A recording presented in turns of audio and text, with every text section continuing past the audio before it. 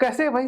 देखिए, आज जो टॉपिक हम डिस्कस कर रहे हैं वो टॉपिक है भारतीय भूगोल यानी भूगोल का भूकंप और ज्वालामुखी। अब आज जितने भी एमसीक्यू क्वेश्चन बेस्ड है वो आज जो हैं वो हमारे भूकंप और ज्वालामुखी पर आधारित है। देखिए, इसके अंतर्गत सबसे पहला जो प्रश्न है वो है, देखिए आप जो है, निम्नलिखित कथनों पर विचार कीजिए। एक रिएक्टर स्केल एक लघुगणीय या लोगरिथम माप क्रम है तथा इसके फलस्वरूप परिणाम मात्रक में एक की वृद्धि आयाम के लिए 10 गुणा को निरूपित करती है। रिएक्टर स्केल में प्रत्येक पूर्णांक पठन पर ऊर्जा पूर्ववर्ती पूर्णांक पठन की ऊर्जा के 100 गुणा होती है। अब देखिए, इसमें कथनों पर आंसर देना आपको जो है, इसमें मतलब देखिए कौन से सही है। देखिए, इसमें जो आंसर बनेगा वो बनेगा एक, यानी एक सही है, बाकी देखिए आप जो है रॉन्ग है, यानी आंसर बन जाता है इसका ए। इसका ए आंसर बन जाता है। अब देखिए, भूकंप तीव्रता की मापन जो है रिएक्टर स्केल एवं मर्कैली स्केल या पैमाने पर किया जाता है। इसकी भूकंप की जो तीव्रता है, अब रिएक्टर स्केल का जो आविष्कार है 1934 में संयुक्त राज्य अमेरिका के चार्ल्स एम रिएक्टर ने किया था। किसने किया था? चार्ल्स एम रिएक्टर ने। यह भूकंप द्वारा आई पृथ्वी की गति को मापता है। यह मतलब देखिए एक लघुगणीय पैमाना है जो 1 से लेके 9 तक बना रहता है। इसके प्रत्येक आगे का जो पैमाना है अपने पूर्ववर्ती से 10 गुना अधिक शक्तिशाली होता है। अब देखिए जो है यहां पर देखिए ये 100 गुणक है तो इसलिए रॉन्ग हो जाता है, तो आंसर बन गया हमारा ए आंसर। नेक्स्ट, ज्वालामुखी पर्वत माउंट सेंट हेलेंस कहां स्थित है? देखिए, ज्वालामुखी पर्वत जो है माउंट सेंट हेलेंस कहां स्थित है? ए चिली, बी जापान, सी फिलीपींस, डी संयुक्त राज्य अमेरिका। आंसर बनेगा डी संयुक्त राज्य अमेरिका। अब इसमें देखिए, अब देखिए माउंट सेंट हेलेंस संयुक्त राज्य अमेरिका के सिकेमानिया काउंटी में माउंट एडम्स के पास स्थित है। इस पर्वत का जो नामांकन है ब्रिटिश कूटनीतिज्ञ जो थे एलिन फिट्जरल्ड ने किया था। किसने? एलिन फिट्जरल्ड ने किया था। यह पर्वत दी फ्यूजी ऑफ अमेरिका के नाम से भी जाना जाता है। नेक्स्ट देखिए, आप जो है भूकंप के बारे में निम्नलिखित कथनों पर विचार कीजिए। अब देखिए, भूकंप के बारे में इन कथनों पर विचार करना आपको जो है, भूकंप के बारे में निम्नलिखित कथनों पर विचार कीजिए। भूकंप की तीव्रता को मर्कैली पैमाने से नापा जाता है। भूकंप को मैग्नीट्यूड विमुक्त ऊर्जा की माप है। भूकंप मैग्नीट्यूड भूकंपी तरंगों के आयामों को सीधे मापने पर आधारित है। रिएक्टर स्केल में हर पूर्णांक विमुक्त ऊर्जा के परिणाम में 100 गुनी वृद्धि का निर्देशन करती है। देखिए, इसमें आंसर बन जाता है, इसमें है यानी 1 और 2 ये 3 ये सही है, बाकी चौथा गलत है। आंसर बन जाता है ए। देखिए, इससे पहले जो पहला क्वेश्चन था उसमें मैं डिस्कस कर चुका हूं इस बात को जो है, तो आंसर बना ए। नेक्स्ट, निम्नलिखित कथनों पर विचार कीजिए। अधिकांश मैग्मा द्रव, ठोस और गैस का मिश्रण होते हैं। जल, वाष्प एवं कार्बन डाइऑक्साइड मैग्मा में घुली प्रमुख गैसें हैं। बेसाल्टिक मैग्मा सिलिक और मैग्मा से अधिक गर्म होती है। परतदार चट्टानों के बीच एक्सटेजिक या स्थिति में पीड़ित मैग्मा के डाइक को कहा जाता है। अब देखिए जो है इसमें जो आंसर देखिए हम बताना आपको सही क्या है। देखिए आप जो है इसके अंतर्गत देखिए आंसर बनेगा इसका, यानी अधिकांश मैग्मा, ये भी सही है, ये भी सही है, ये भी सही है, तो आंसर बन जाता है इसका ए, यानी कि आंसर बन जाता है इसका ए। ये आंसर ए हो गया। देखिए है, अब देखिए ज्वालामुखी जो है उदागर के फलस्वरूप निकलने वाले पदार्थ यानी मैग्मा ठोस, द्रव, गैस 3 रूप में होता है। अब गैस जो है तीव्र विस्फोटक के साथ धरातल को तोड़कर बाहर निकलती है। इनकी जो गैसों में जो है 80 से 90% भाग वाष्प यानी हाइड्रोजन एवं ऑक्सीजन का होता है, और अन्य gas carbon dioxide, sulphur dioxide मतलब जो है तरल पदार्थ में लावा सर्वाधिक महत्वपूर्ण है। देखिए इसमें जो है जो लावा जो है दो प्रकार का होता है, अम्लीय लावा और अक्षारीय लावा। परतदार चट्टानों के बीच में पीड़ित मैग्मा का जमाव परतों को लंबवत होता है और जिसे डाइक कहा जाता है। मतलब समझिए, यानी कि परतदार चट्टानों के जो बीच है पिंडित मैग्मा का जमाव परतों में लंबवत होता है जिसे डाइक कहा जाता है। देखिए इस प्रकार क्वेश्चन इसके बन जाते हैं आपके आंसर, यानी कि ये 3 बन जाते हैं, चौथा गलत है, तो आंसर बन जाता है इसका ए। नेक्स्ट,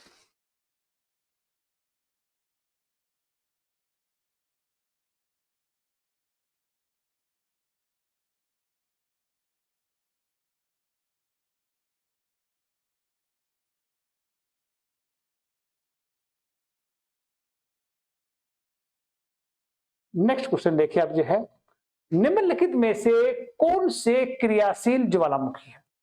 अब इसमें जो है क्रियाशील ज्वालामुखी बताना है आपको।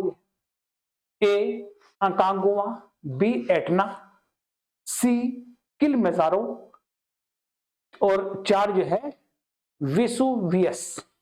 अब देखिए इसमें आंसर बनेगा आपका यानी कि एटना और वेसुवियस, यानी 2 और 4 आंसर बन जाता है इसका डी।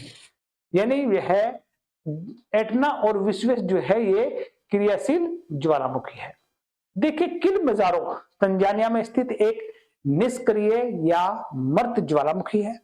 वहीं पर देखिए अकांकगुआ दक्षिण अमेरिका महाद्वीप का उच्चतम पर्वत शिखर है एवं मर्त ज्वालामुखी है। एटना सिसिली में है और वेसुवियस नेपल्स में, दोनों इटली में स्थित है, जो सक्रिय ज्वालामुखी है। नेक्स्ट क्वेश्चन देखिए, आपका आंसर बना हमारा इसमें डी आंसर। इसमें देखिए मिलान करिए आप जो है। अब मिलान के अंतर्गत देखो मैं शुरू में बता रखा आपको जो है, सबसे पहले इसमें ए बी सी डी लिख देते हैं, ए बी सी और डी। इस तरह से ए बी सी डी लिखने से क्या होता है कि आप जो है इसका क्वेश्चन गलत नहीं करेंगे। अब इसमें देखिए आंसर में मिलाने के देखिए आप जो है, अब इसमें देखिए आप जो है एटना जो है, एटना कहाँ देखिए इसमें देखिए, एटना इसमें देखिए रास्ता देखिए, यानी कि ये सिसिली में है, जिससे पहले क्वेश्चन में बड़ा है एक 4।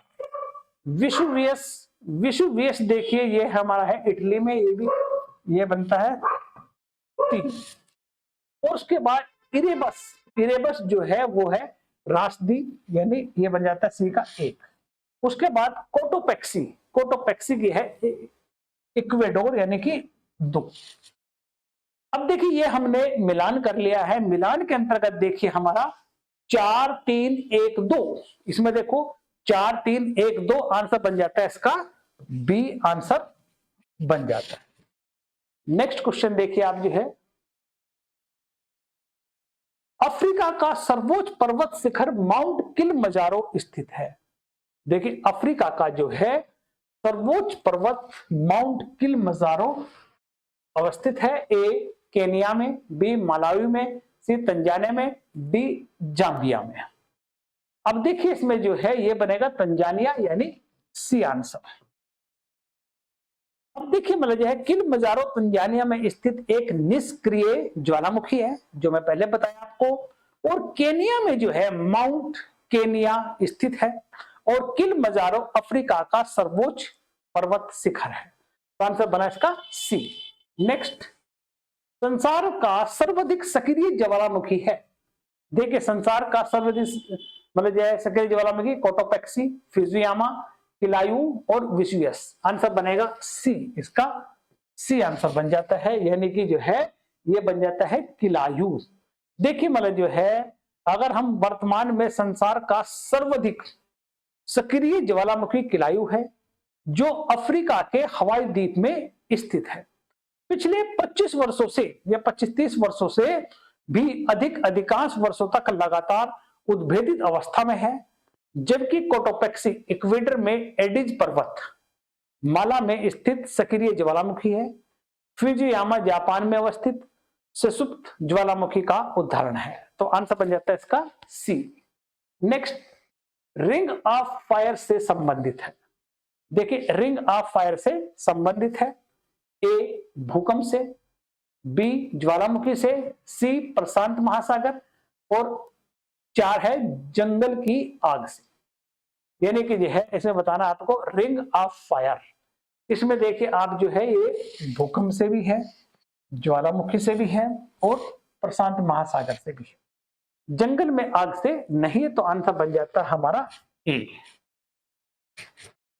अब देखिए रिंग ऑफ फायर प्रशांत महासागर का क्षेत्र में भूकंप ज्वालामुखी से प्राय प्रभावित परिक्षेत्र है।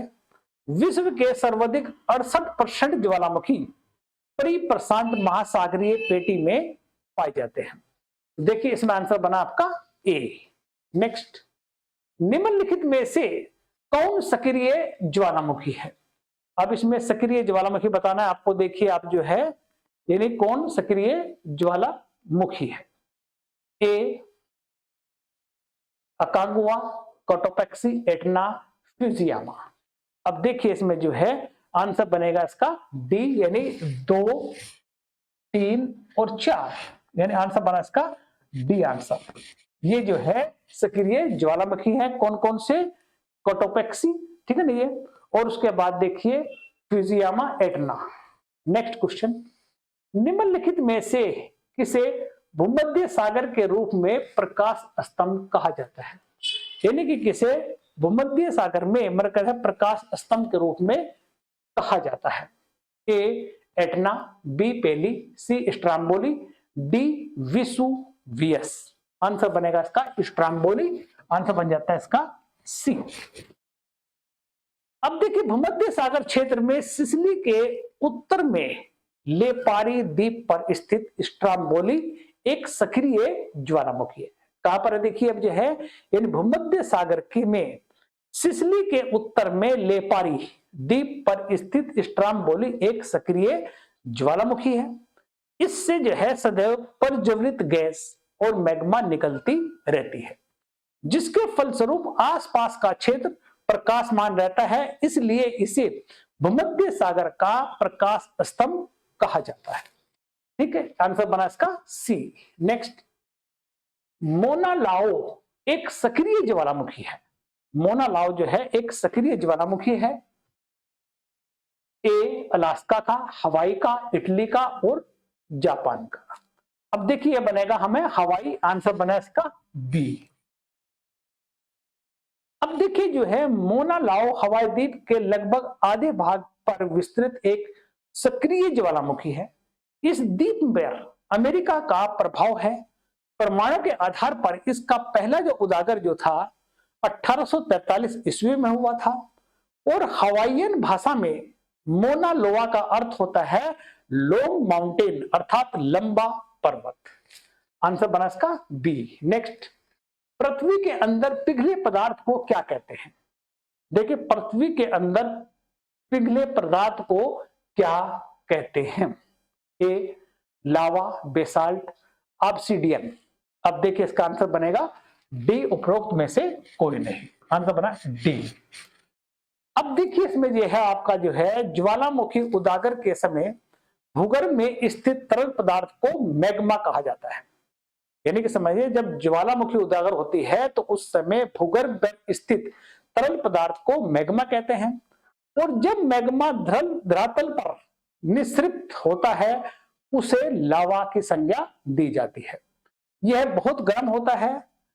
ताजा निष्कासित लावा का जो तापमान है जो है वो 600 से लेके 1200 डिग्री सेल्सियस तक होता है। अब देखिए इसका आंसर बना है डी। नेक्स्ट, लावा ठोस होने के फलस्वरूप पृथ्वी के अंदर निर्मित चट्टान को क्या कहते हैं?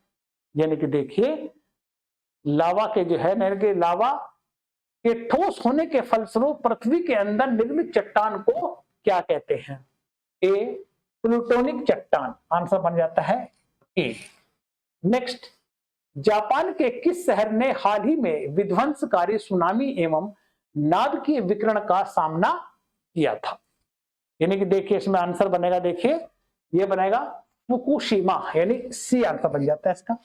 यानी कि कह रहा है जापान के किस शहर ने हाल ही में विध्वंसकारी सुनामी एवं नाभिकीय विकिरण का सामना किया था? तो इसका आंसर बन जाता है, यह है फुकुशिमा। मतलब समझिए 11 मार्च 2011 को जापान में आए भीषण भूकंप के फलस्वरूप उत्पन्न विध्वंसकारी सुनामी से फुकुशिमा शहर गहन रूप से प्रभावित हुआ था।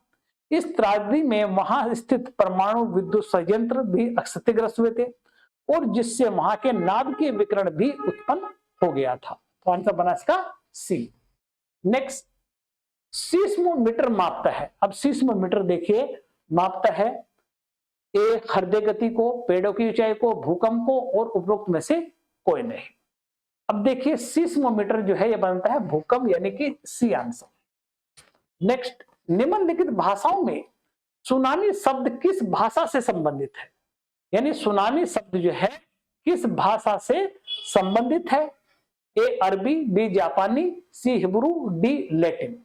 यानी कि सुनामी शब्द जो है किस भाषा से संबंधित है? आंसर बनेगा इसका जापानी, यानी कि बी आंसर बन जाता है। नेक्स्ट, रिएक्टर पैमाने का उपयोग होता है नापने के लिए, यानी रिएक्टर पैमाना से क्या नापा जाता है? रिएक्टर पैमाना ए भूकंप की तीव्रता, समुद्र की गहराई, अंतरिक्ष यान का वेग या किसी भी भवन की ऊंचाई। आंसर बनेगा भूकंप की तीव्रता, आंसर बन जाता है इसका ए। नेक्स्ट, वर्ष 2004 में हिंद महासागर भूकंप और उससे परिणामित सुनामी के संबंध में कौन सा कथन सत्य नहीं है? इसमें सत्य बताना सत्य नहीं है। ए सुंडा हवाई खाई में भारतीय प्लेट के बर्मी प्लेट के अधगमन वाले क्षेत्र में लगभग 1200 किलोमीटर भ्रंश रेखा का 1500 मीटर तक खिंचाव होने के कारण इसे भूकंप की उत्पत्ति हुई। परिणामी सुनामी ने इंडोनेशिया के तट से अफ्रीका के पूर्वी तट पर अधिकेंद्र लगभग 8500 किलोमीटर दूरी तक तटों को घोर विध्वंस किया था। वर्तमान अनुमानों के अनुसार भूकंप जनित सुनामी ने समुद्र में डूबी गई अनगिनत लाशों के अतिरिक्त 50 लाख से अधिक लोगों की मौत हो गई थी। तो आंसर ये रॉन्ग हो जाता है, तो आंसर बन जाता है इसका सी। नेक्स्ट क्वेश्चन देखिए आपका, किलिमंजारो एक है। अब किलिमंजारो देखिए एक क्या है, देखिए आंसर बनेगा, देखिए जो है आग्नेयगिरी यानी वोल्केनो द्वीप श्रृंगार। आंसर बनेगा ए, किलिमंजारो एक वाल्कोनिक ज्वालामुखी है। नेक्स्ट देखिए, ज्वालामुखी से सबसे अधिक कौन सी गैस निकलती है? अब ज्वालामुखी से सबसे अधिक गैस कौन सी निकलती है? ए जलवाष्प, B helium, C sulphur dioxide, D carbon dioxide. Answer बनेगा इसका ए जलवाष्प। ये पहले में डिस्कस कर रहा था आपको पहले क्वेश्चन में। नेक्स्ट क्वेश्चन, भूकंप के दौरान तरंगों का उद्भव होता है, यानी भूकंप के दौरान तरंगों का उद्भव होता है। इसमें देखिए A B S L, A B L, R S L, P S L, S F S L. देखिए आंसर बनेगा इसमें डी, यानी पी एस एल। आंसर बन जाता है डी। अब देखिए भूकंप के दौरान जो ऊर्जा भूकंप मूल से निकलती है उसे प्रत्यास्थ ऊर्जा कहते हैं। भूकंप के दौरान ही कई प्रकार के भूकंपीय तरंगें उत्पन्न होती है जिन्हें श्रेणियों में रखा गया है PSL। तो आंसर बना इसका डी। अब देखिए जो है मैंने आपसे जो है आज भूकंप और ज्वालामुखी का टॉपिक पर आधारित MCQ क्वेश्चन डिस्कस किए हैं, ये टेस्ट हुआ है। इसमें इतना ही कुछ है, आगे फिर मिलेंगे।